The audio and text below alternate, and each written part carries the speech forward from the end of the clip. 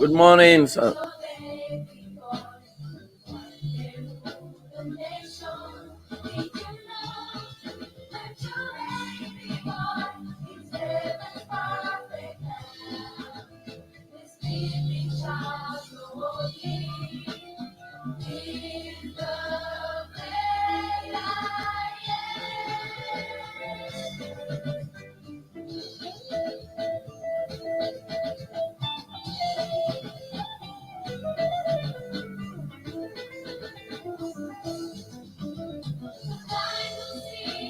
The lame will begin.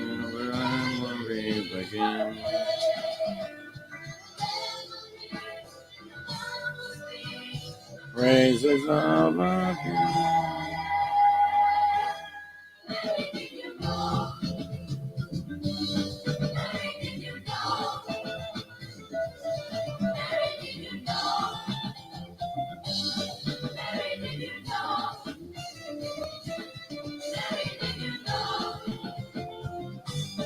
Mary, did you know?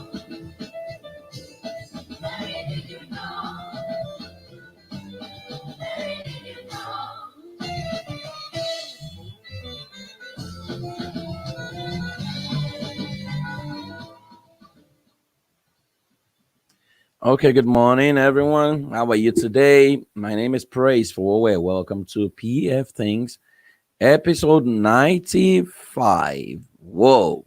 It's been 95 days of doing this, and I'm so excited about you. Thank you for joining me every 3 a.m. to my 3 a.m. club.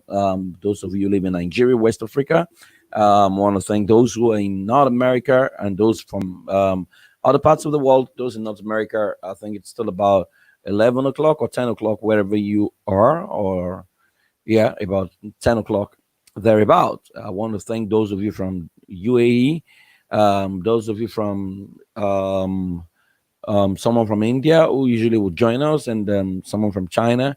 Thank you, everyone. And those of you are going to see this later. Right. So for some weeks, precisely about 13, 14 days there, about we've been looking at the science of parenting a WHIZKID. And today, I'm going to look at the critical aspects of raising a WHIZKID, or what we call the threat to raising a WHIZKID. And that threat is a power of the predator, or what is known as child sexual abuse, basically, right? That one useless or one wrong touch from a child can totally mess up. One wrong touch from a predator can totally mess up a child. Now, usually predators prey on children simply because of the ignorance of the children, because the predator recognizes that the strength, that the greatest strength he has is the ignorance of the child. That when you have not taught your child age-appropriate sexuality education, so I'm going to narrow down sexuality education, right? That when you have not taught your child the right thing, the predator stands a chance. And that's why a lot of children are being sexually molested and predated on by sex predators. Now, Corinne Slaughter made a statement that I love. She said, sexual predators were like cockroaches. For every one you saw, there were 20 more hiding behind the walls. I'll take that again. Sexual predators are like cockroaches. For everyone you saw, there were 20 more hiding behind the walls.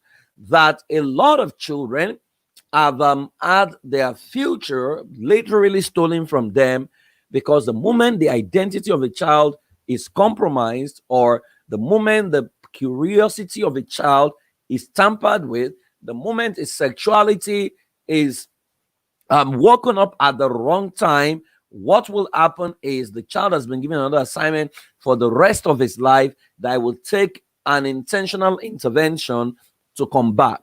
Now, a lot of children today are being sexually molested, or some of them have been sexually molested. Now, unlike before, that sexual abuse is just interaction, there is sexual abuse by orientation. As a matter of fact, a lot of parents are themselves molesting their children without knowing. So, orientation is when a child listens to adult content which can affect his sexuality and his parents are not aware. So, when you watch adult movie with your children, that is sexual abuse. When you listen to adult content, adult song, you play during your children's birthday party, schools play during their prize giving day, and what have you, that is part of sexual abuse. Now, a lot of children, because parents usually and schools, we assume that they are just dancing to the lyrics. I mean, to the rhythm. But you see, it's only a matter of time before the lyrics begin to enter the mind of the child. And once the lyrical content enters the mind of the child, it governs his behavior to act in a particular way. Now, a lot of parents are very loose because we say, oh, it doesn't affect me.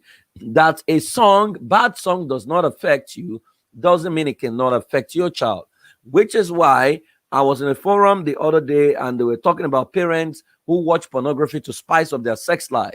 And I said to them, the moment you as a parent begins to watch pornography in the name of spicing up your sex life, your children will have access to your phone, they have access to your iPad. What happens when they stumble on your porn? You want to beat them, you have lost the right to beat them because you are very careless around them.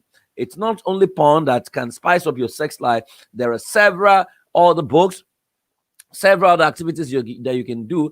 The moment you expose your child to porn, you expose your child to all sorts, you have lost the right to correct that child.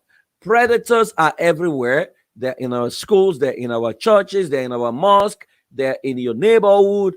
And many of the predators, most of them, actually 75% of predators are not strangers. They are the people a child knows. Now, today, who is a predator? Now, old syllabus says a predator is anyone who sexually takes advantage of a child. That's what old syllabus says. New syllabus, however, this is how I define it. A predator is anyone, any culture, any system or movement that promotes secrecy and creates a counter program that is not compatible with the values that helps your child become the best version of himself or herself. I'll take that again.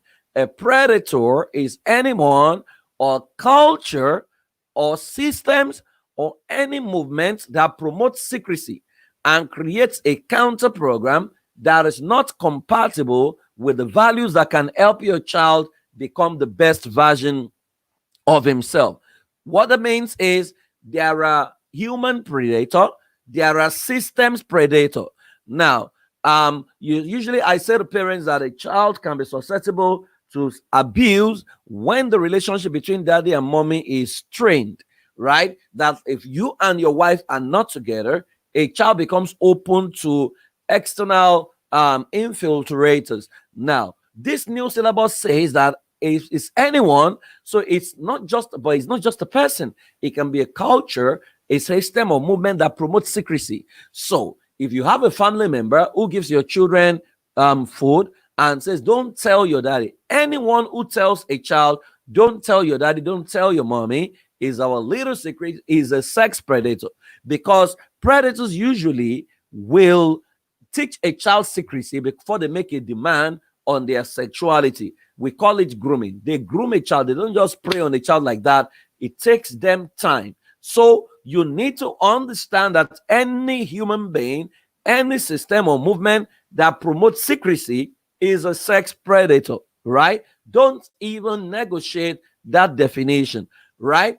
But any movement person or person that creates a counter program that is not compatible with the values that can help your child become the best version of himself or herself, any counter program at all, right, that contradicts the values that can help your child become the best version of himself, be it a song, be it a show, be it a movie, whatever it is, any counter program that if you place this on a scale of the values that can help your child become the best version of himself, and it cannot pass that scale, then that is a sex predator, right? And you need to understand that while you have human predators, you have systems predators. So there are movements across the globe, for example, that is saying, do not assign a gender to a child, allow a child pick his gender by himself, whatever it feels like, right? There is a gender that says whatever you call yourself. So our world actually is slipping down the hill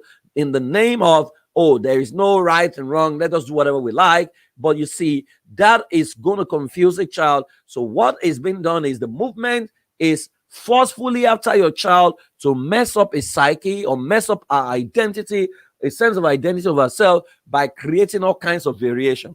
So I was somewhere, and they said, as a child in a particular school, this school is in America, who doesn't feel is female, despite the fact that, I mean, she's female, despite the fact that she's female. So she wants to live in the boys' dormitory, even though she has no penis, right? So it became a major issue. And they said, well, let her do whatever she likes. Now, what toilet is she going to use, right? And what happens when boys begin to try to molest her? No, they can't molest her. But why would the girl want to live in a boy? Say, but that's what she feels. Now, you can see the gender confusion all around, right? And if you see all these things, you know there's a movement that is totally out to mess up our world, create confusion, because the moment a child is compromised, the child's orientation and our sense of identity is compromised, a whole lot of evil can happen. So if you go to Thailand, you will see children who are already pumping themselves with female hormone from age 9 to say, and they will do corrective surgery where they remove penis and install a vagina, right? So you can actually meet a male, a she male, right, and a he female, right? Something like that. It's just very confusing, right? So you need to understand that predators abound everywhere. In my work with a lot of the LGBT that I help become straight, one of the things I notice consistently is child abuse at certain age in their life. That the moment the sexuality of a child is compromised at an early age, whether the child can remember or the child cannot remember, it oftentimes does not exempt the child from the effects of what has been done. So, for example, if you give a 6-month-old to an adult to help you watch over, and the adult, a male adult, begins to perform blowjob or oral sex on that boy, right? 6 months, the child will not remember. But by the time the child grows into toddler years, one of the symptoms that you will notice is that opposite sex will repel him. He will naturally gravitate towards male figure, and he will be manifesting sexualized behavior. Now, he will look at himself and say, that's the way I was born. You will say, that's not the way you were born. But you see, he's right, because he couldn't remember what was done, but it cannot exempt him from the effect of what was done. It's a case of a man who sowed good seed in his field, but while men slept, the enemy came and sowed tears. Now, you stand a chance only if you have built a proper rapport with your children. You stand a chance if you empower your child against predators. So what we talk about, the WHIZKID combo, as sexuality education that you can teach your child, or your child can learn by himself from ages 3 to 10 for 1 year. There's a 52-week program in there, in that combo for ages 3 to 10. Then you have for 11 to 16, right? Love letters to teenagers is there. You have access to that when you get a combo. Now, one thing you need to understand is that sexual education starts at 18 months. There's what to teach from 18 months to 3 years, because at that age, your child is susceptible to touch. Now, at that age, the learning style is more of storytelling and songs. So it's called My Body and I. So basically, you teach your child the basic parts of the body. You teach your child using songs. My body is my friend, and is the house that I live. It has 2 different parts called private and public. I will do just everything to protect my body, because I love my body and my body loves me. So you use songs to teach about the body parts, and you teach the private parts of the body, the public parts of the body. Of course, there's a new school of thought that believes every part of the child is private. Well, because of the the madness in our world. That is the new movement, that to say, hey, let every part of a child become private so that nobody takes advantage of the child's part, right? But we know that we all have private parts and public parts in our body, right? And you need to name the private parts by their proper names. Every part of a body is special. Every part of the body of a child is special, and a child owns every part of his body, right? So you need to teach them the private parts by their proper names, and teach your children to report any inappropriate touch or anyone who strikes a conversation of secrecy. Now, you need to understand that from ages 4 to 6, you teach curiosity and I. At the level of curiosity and I, you teach the concept of respect, RESPECT, where R stands for reach out to help me, E stands for encourage me, S stands for save me from danger, P stands for paint me well, E stands for elevate me, C stands for celebrate me and treat me right. Now, there are games along that line, right? So you need to understand how to teach that using songs as well. Then at that age, your child is susceptible to secrecy and grooming, right? That is when predators try to start to groom a child. Now, at that age, the most important thing you want to teach is what we call the golden rules of the body and fire on the mountain. The 4 golden rules of the body is also a song. Rule number 1 says, my body belongs to me and also belongs to God. Rule number 2, I must report to my dad and mommy whatever happens to me. Rule number 3, I have a right to say no to whatever I feel is wrong. And rule number 4, anybody that says I should not talk wants to destroy my future. Now, that's a song. He also says bad movies, bad pictures, bad song, bad friends. That's fire on the mountain. So run and run away. Now, this is also available in that combo. Now, you need to understand, like I said earlier, that the strength of the predator is the ignorance of a child. The predator knows that you most likely will not have taught your child about his sexuality. So they prey on a child and groom a child, for sexual assault at that age. But it's often subtle. They call it their little secret. They tell your child, if you tell mommy, tell daddy, mommy is going to die. So a lot of children are suffering right now because they can't afford for their parents to die. But the predator actually lied. That takes me to ages 7 to 9, which we call awareness and I. That is the age a lot of kids are susceptible now to porn, suicide, and same-sex tendencies, because that is the age where a lot of them are hooked on their iPad and their gadgets and what have you. Now, I say to parents that the moment you give a child an internet-enabled device and you did not create a filter, or you did not install, something that can help you monitor the activity of your child, then don't be surprised when your child begins to do porn, because it's actually like giving the key to your car to your child and be praying that an accident should not happen. Of course, accident is inevitable. So at the age of 7 to 9, you begin to teach a child the lies of the predator, that the predator would say to a child, your father will die, your mommy will die, I will not play with you again, and all those kind of things. You need to debunk all those myths, right? And you need to break them down for your child. Thank you very much. To understand that all those are lies, right? Because predator will say that. Now, at that age also is when your child's identity is mostly compromised. So you teach them the concept of world changers. World changers are young people who actually change the world. So you want to teach your child at that age, right? People like Thomas Edison, people like Mark Zuckerberg, people like Wilf Van Overlery, people like Jesse Owens, all kinds of people who change the world from their young age. To then you tilt your child in the direction of studying autobiographies. Now, when my children were within this age range, I made them study all kinds of people, right, who changed the world. You want to inspire your child at this age to understand that there's a lot more that they can do, right? Because if you don't steer them in the direction they should go, then they become susceptible, to all kinds of things, right?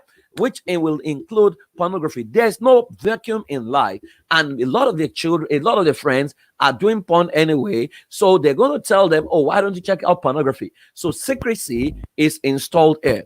Your child is also susceptible to suicide, because that is the age where parents feel, oh, you can undo yourself, but your child is an emotional being, is also going through a lot.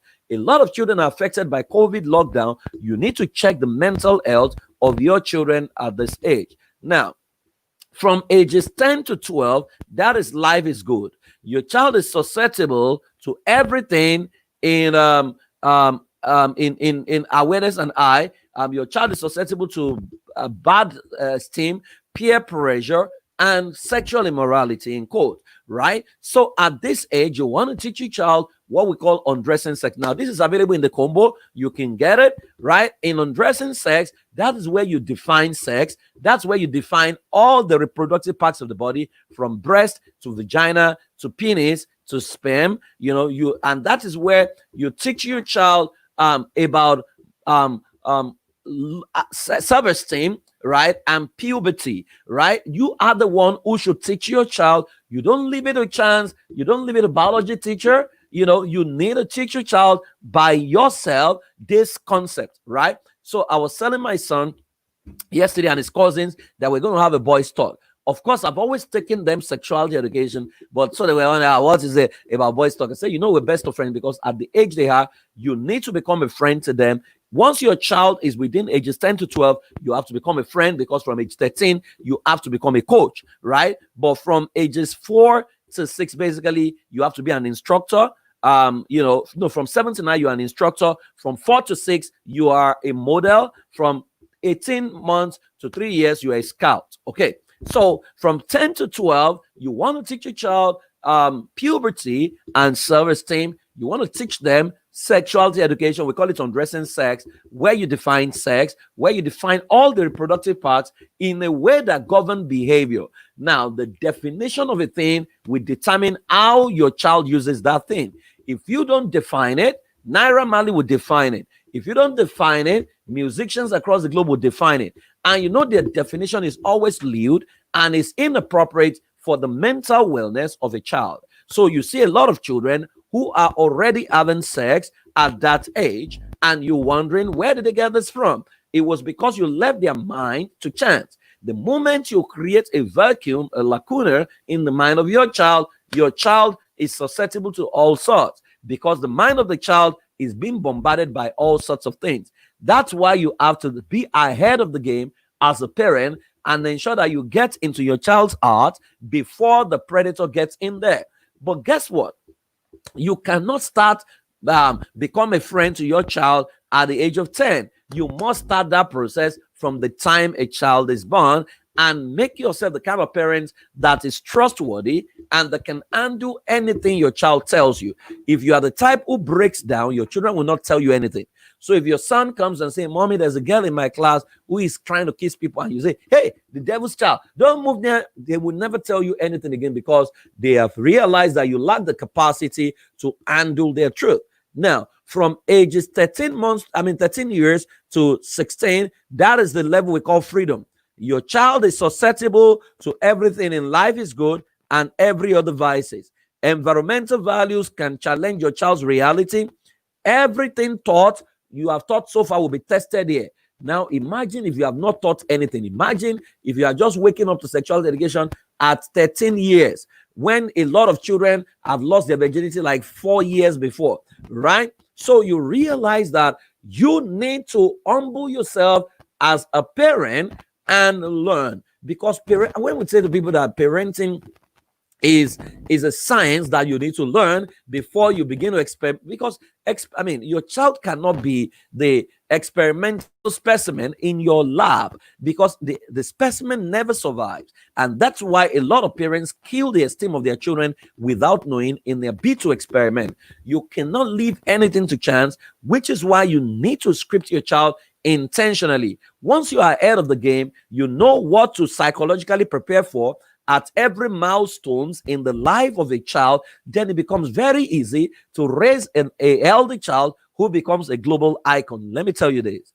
nothing trumps a child whose esteem is intact, who is never a victim of a wrong touch by a predator, because a wrong touch by a predator can mess up a child for life, right? That his capacity to recover is reduced once sexual abuse is introduced, which is why you need to understand that the strength of the predator is the ignorance of your child, And it is your responsibility to empower your child against the predator. You will not always be around your child at all times, but when you have taught what a child needs to know is called age appropriate sexuality education, then it becomes very difficult, almost impossible for the predator to prey on your child. From ages 13 to 16 and 18 thereabout, you now need to begin to teach the concept of same sex. You need to teach your values at that age. But what we say is you never teach teenagers something without understanding what they know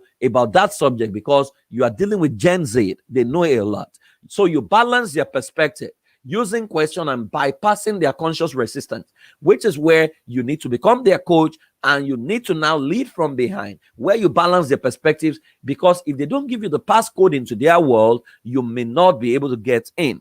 Now, at that age, you teach your children the concept of relationship, the different types of relationship, superior relationship skills, and you need to teach them things like crushes, things like you teach them advanced self-esteem, because they are susceptible to peer pressure. So you want your children to master their identity at this age totally, in a way that they can stand their own anywhere they go, and their identity and their esteem is not compromised. Now, in all of this, don't forget what we call vitamin NO, right? Vitamin no is no. But what we say is, unlike our parents who told us no without explaining, you need to take out time to explain to your child. So if your child is asking for something that you can't afford, or you do not think it's appropriate time for your child to have it, you need to have that honest conversation. Don't just say no. Let your child feel good about himself to know you are in his corner. Oh, sweetheart, I would love to give this to you right now, but I'm so sorry, I can't afford it yet, but I will work towards it. Is that okay? Right? You need to explain when you say no. Now, every opportunity must be used to reintroduce your child to who he or she truly is. So every time a child goes out of line or contradicts, his identity or perceptual code, it's not a time to yell. It's not a time to scream. It's a time to understand that your child's identity is threatened. Every misbehavior is either a non-remembrance of self or a non-discovery of self. Even you as an adult, there are areas you are still struggling with. Every time you don't know who you are, you will mess up.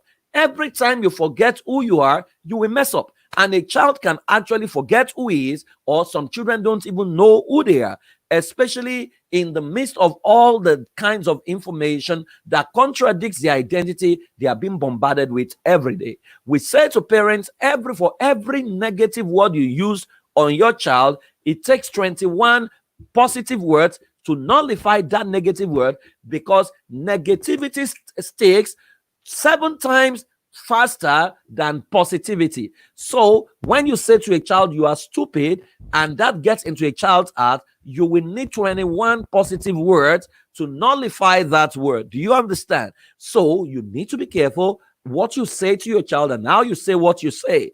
Every time your child goes out of line, what I do with my children, the first question I ask is, who are you? Then I ask question. So if you are a royalty or you are a king, why did you do it? Do kings do this? Okay, if kings don't do it, why did you do it? Right? So how will you handle this next time? What was going through your mind? I'm only asking questions because you must beam your searchlight. Don't take a position. Facts fine. Approach everything with your child from a standpoint of curiosity. Be a student that wants to learn. Once you ask, right, you will receive. Once you knock, the door will be open. And once you are a seeker, you will definitely find. Many of us don't ask, we don't knock, we don't seek. We just take a position and label a child about what we don't understand. If you are fond of labeling your child, you will not just destroy his esteem, you will not also be able to mold him in the direction he should go. Now, I love what Frederick Douglass says, that it is better to build strong children than to be trying to repair broken adults.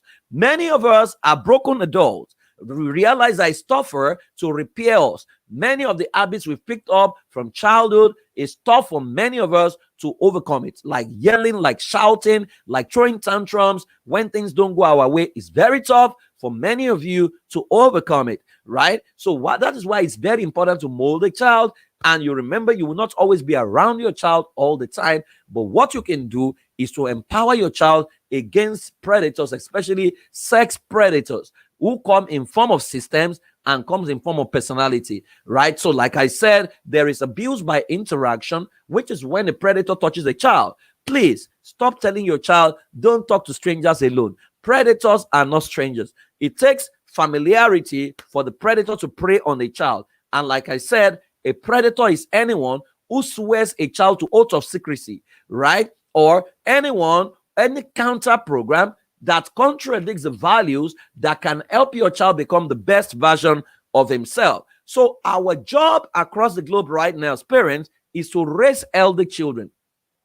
When we build strong children whose esteem is intact, then we stand a chance of raising global icon, because one careless touch from a predator can mess up your entire investment on your child, which is why you need to empower the kids to stand for themselves, to report by themselves, and to be able to stand against the predator.